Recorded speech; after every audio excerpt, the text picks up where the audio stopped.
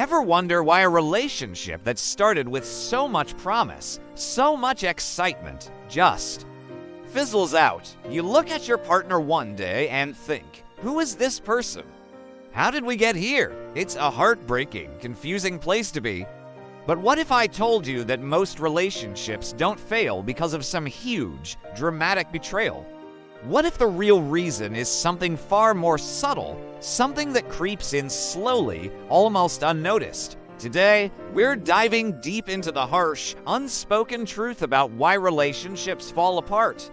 And more importantly, we're going to uncover the powerful, practical ways to not just prevent it, but to build a connection that's stronger and more passionate than ever before. This isn't about blaming or pointing fingers. This is about understanding. So, if you're ready to get real about love, stick around. Let's start with a little thought experiment. Remember the early days. The long talks, the butterflies, the feeling that you could conquer the world together. You were both so invested, so curious about each other. You listened, you made an effort, you showed up. Now, fast forward. Life gets in the way, work, bills, chores. The excitement is replaced by routine, and this is where the silent killer of relationships makes its entrance: neglect. I'm not talking about malicious neglect. I'm talking about the slow, unintentional drift that happens when we stop actively tending to the relationship. It's like a garden. In the beginning, you're out there every day, watering, pulling weeds, making sure it gets enough sun.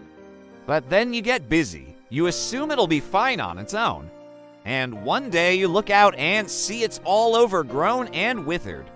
Relationships are exactly the same.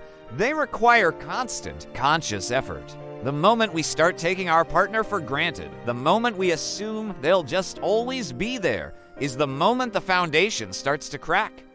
This neglect manifests in a few key ways. The first, and perhaps most damaging, is a communication breakdown.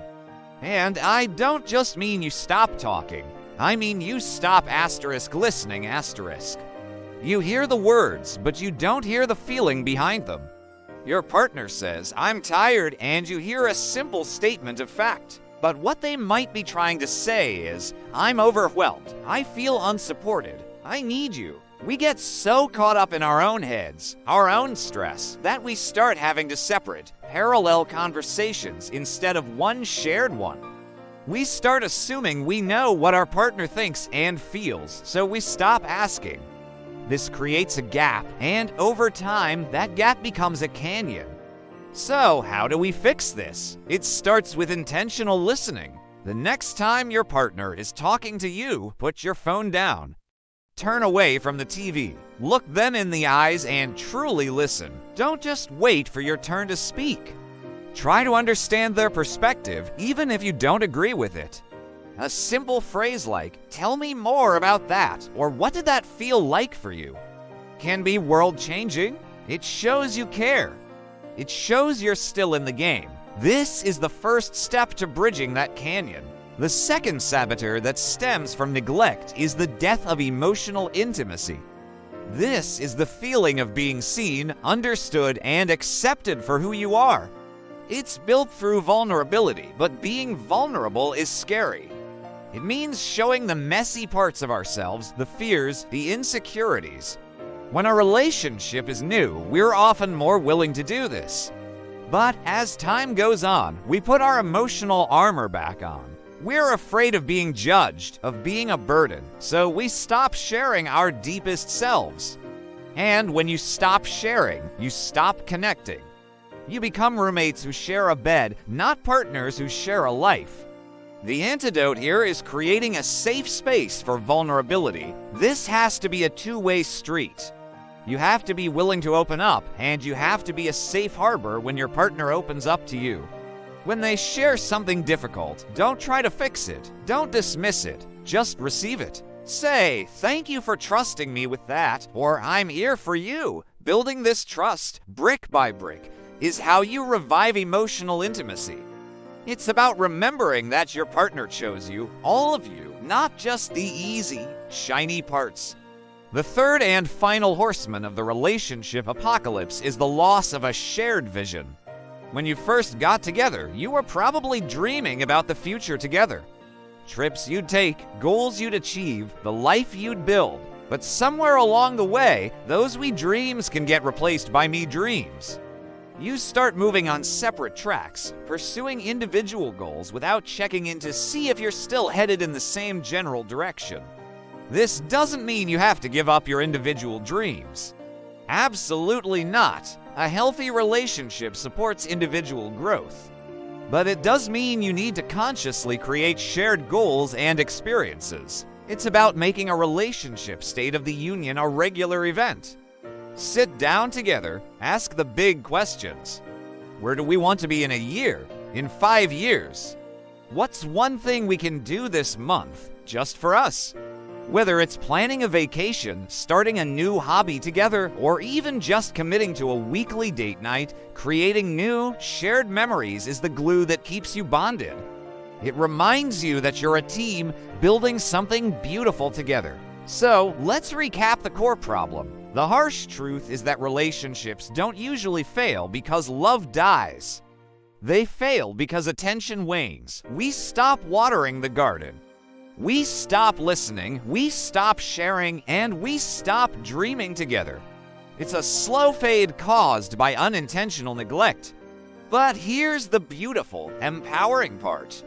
If neglect is the problem, then intentional effort is the solution. It's not about grand, expensive gestures. It's about the small, consistent actions that say, I see you, I hear you, I choose you, still. Let's make this super practical. Here's a challenge for you starting today. First, practice active listening. Just once a day, have a conversation where your only goal is to understand your partner's point of view. Second, share one small vulnerability. It doesn't have to be a deep, dark secret.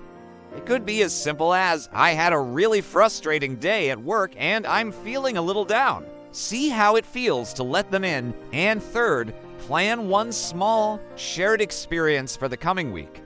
It could be a 20-minute walk after dinner with no phones, or trying a new recipe together. That's it. 3 small steps. These actions might feel a bit forced at first, and that's okay. You're building new muscles, but over time, they will become your new normal. You'll be replacing the habit of neglect with the habit of connection. You'll be actively watering your garden again. Love is not a feeling, it's an action. It's a daily choice. The fairy tale ending isn't something you find, it's something you build together every single day. The work is never truly done, but that's the beauty of it. It means there's always an opportunity to grow closer, to love deeper, and to build a connection that can withstand anything life throws at it. You have the power to fix it. The question is, will you choose to? Thank you so much for spending this time with me. If this resonated with you, let me know in the comments what small step you're going to take this week. And if you want more content on building stronger, happier relationships, make sure to hit that like button and subscribe so you don't miss our next video. We're all in this together. See you next time.